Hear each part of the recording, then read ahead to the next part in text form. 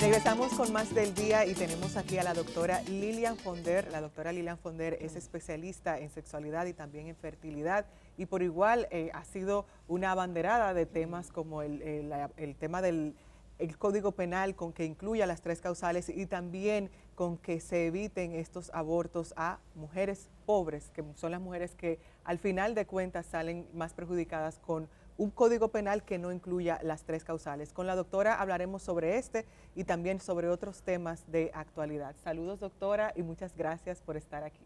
Muy buenos días, el placer es mío estar aquí como siempre, de verdad que sí, un honor. El honor es nuestro. Gracias a usted. Doctora, gracias por venir de nuevo. Usted lleva años dedicada prácticamente a través de sus artículos, de charlas y demás, tratando de llevar conciencia sobre la necesidad de una educación sexual en la República Dominicana, que es prácticamente un tema de salud pública, diría yo, por las consecuencias nefastas que tiene. Háblenos un poco de la importancia, de la necesidad que hay de eso y cómo andamos en ese un tema, doctora, que surge también con la muerte de la joven Esmeralda Richez. Algo que se ha apuntado mucho es la educación sexual, la necesidad de educación sexual.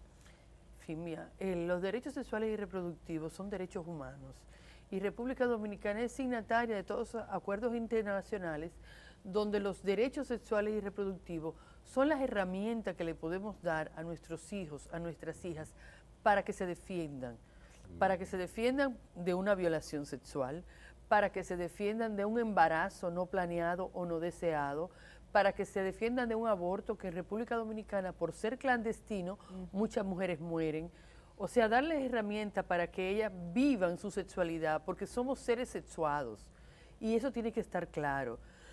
A veces entendemos que nuestros hijos, nuestras hijas no tienen derecho a vivir una sexualidad. Claro, la sexualidad de un niño, de una niña, de un adolescente es diferente la manifestación a un adulto, pero hay sexualidad.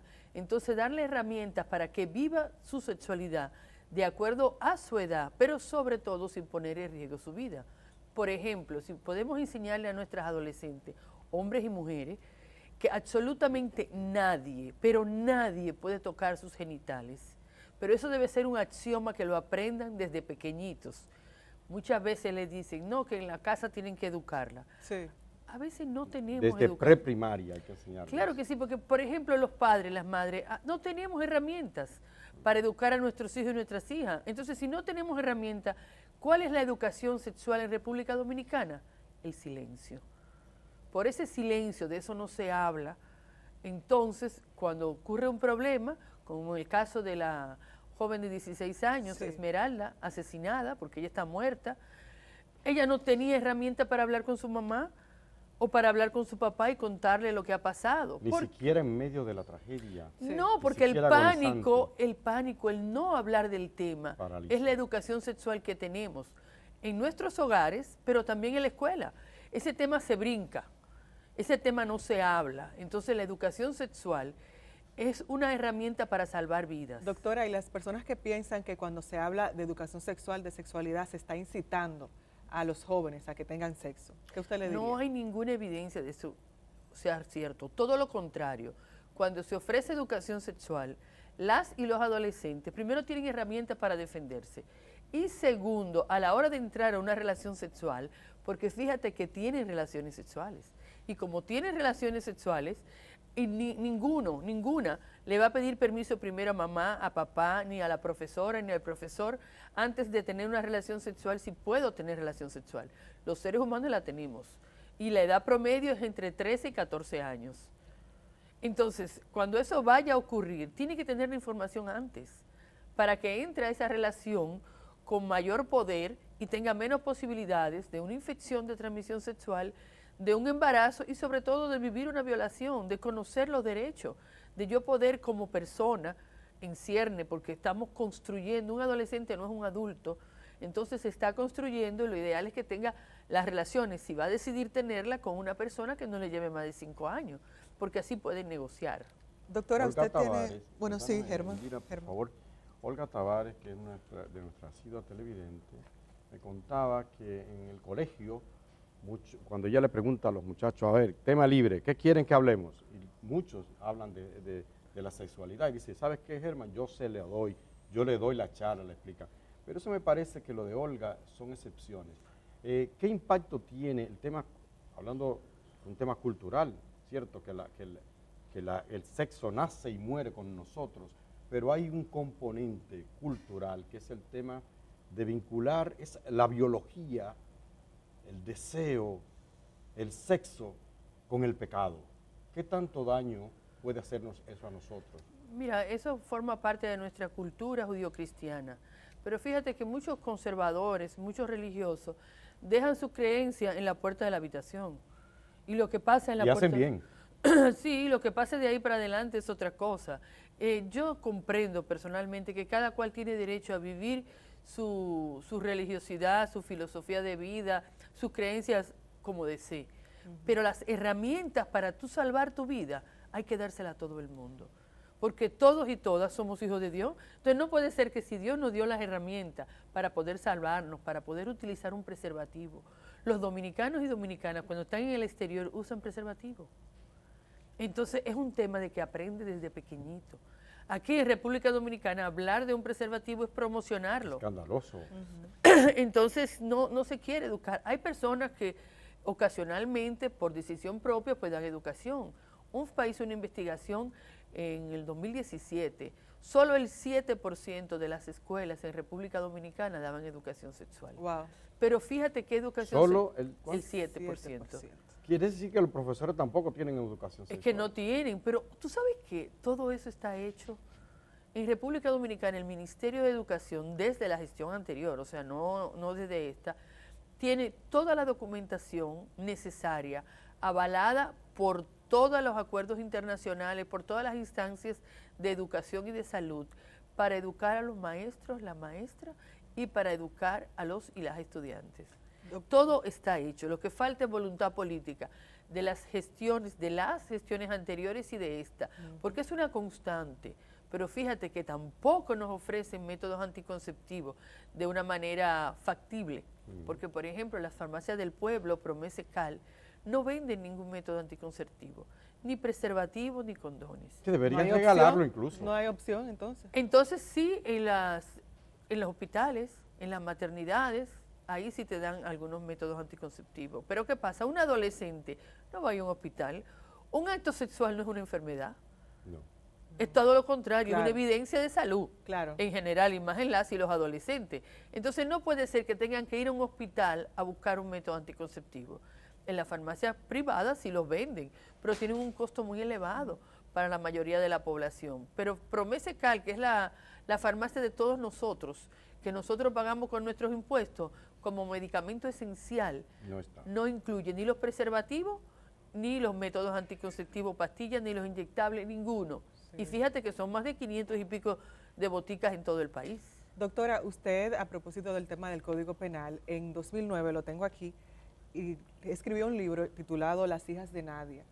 Y en este libro usted presenta una serie de casos de mujeres que comparten el hecho de ser pobres, que se ven envueltas en el sistema de República Dominicana que no permite los abortos en estas circunstancias, que son las que apelan varios grupos aquí en el país. Y usted menciona aquí que el tendón de Aquiles de nuestro sistema de salud es la alta tasa de mortalidad materna, y también presenta varios casos. ¿Qué nos podría decir? Mira, la tasa de mortalidad materna sigue alta. Y sigue alta por múltiples factores, pero el más importante es porque no tenemos un acceso a una prevención de un embarazo subsiguiente. O sea, una mujer llega con un aborto y no se va con un método anticonceptivo. Una mujer pare o le hace una cesárea y no se va con un método anticonceptivo. Le decimos, ven en 40 días, ven en 45 días, y para ella eso no es tan fácil. Por otra parte, no tenemos una buena calidad en la atención. Normalmente, cada vez que una mujer llega con un embarazo, el personal que la atiende es un nuevo personal. O sea, se rota el personal y esta paciente es una paciente nueva cada vez que llega. La calidez. No hay un seguimiento del embarazo, porque el personal varía. Es como si fuera la primera vez. Hay que empezar el proceso de nuevo, conocer a la paciente, etcétera. Bueno. Entonces, por otra parte, en República Dominicana tenemos una deficiencia grandísima, y eso es muy importante, de sangre. La hemorragia es una de las principales causas de muerte de sangre. Entonces las hemorragias, que fue lo que le pasó a Esmeralda, Esmeralda, que hoy falleció porque la mataron, fue por un shock hipovolémico porque se desangró. Es cierto que si hubiese sido adulta, demanda, no, llévame a una clínica, llévame a un hospital, pero... ¿Y la sangre? Exactamente. Hubiera fallecido. Entonces, es una de las principales, la segunda causa de muerte en mujeres en etapa de gestación en República Dominicana son las hemorragias. Y no tenemos sangre. Tú vas a los hospitales y no hay sangre. Los bancos de sangre apuestan ahora a ser privados, pero no hay un banco de sangre para la población. Y tenemos que recurrir a las redes sociales cuando necesitamos sangre. Y eso que tenemos hasta Hemocentro. Tenemos que ir a la pausa, doctora, lamentablemente para mí, porque yo he evitado en todo momento hablar de lo de la niña de Esmeralda. De Esmeralda, de Higüey, pero con su capacidad de síntesis y su forma didáctica de hablar, podría decirnos qué falló y qué enseñanza podemos sacar para que no ocurran casos como este. Mira, falló el Estado, y el Estado, y me refiero específicamente al Ministerio de Educación, que no le dimos herramientas a Esmeralda para que se defendiera de un violador asesino. No le dimos herramientas para ella, desde su adolescencia, que adolece de herramientas para defenderse, pues que el profesor se fijara en ella probablemente era un privilegio, y no sabía que detrás de ese privilegio estaba su muerte. No le dimos educación sexual. Faltó la educación. Faltó educación sexual a ella, a los padres, porque realmente ellos no vieron malicia, según lo que expresa. Lo que se expresa, no hay malicia de pensar que el que te la va a proteger, porque es su profesor. Una figura de autoridad. De total autoridad, y sobre todo también que en República Dominicana los hombres, o muchos hombres, no todos, ven como algo bonito, positivo, tener sexo con una menor de edad, como si no fueran capaces de seducir a una adulta.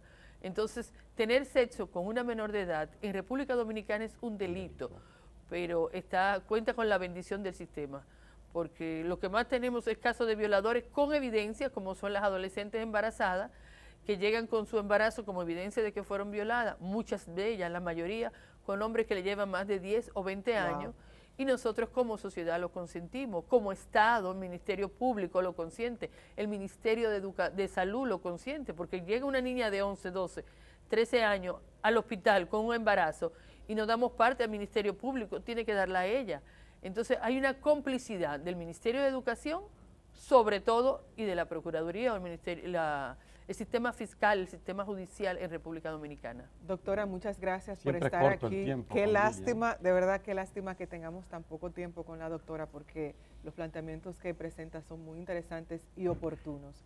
Así que muchas gracias a usted, doctora. Esperemos tenerla aquí otra vez y Pronto. regresamos en breve con más del día.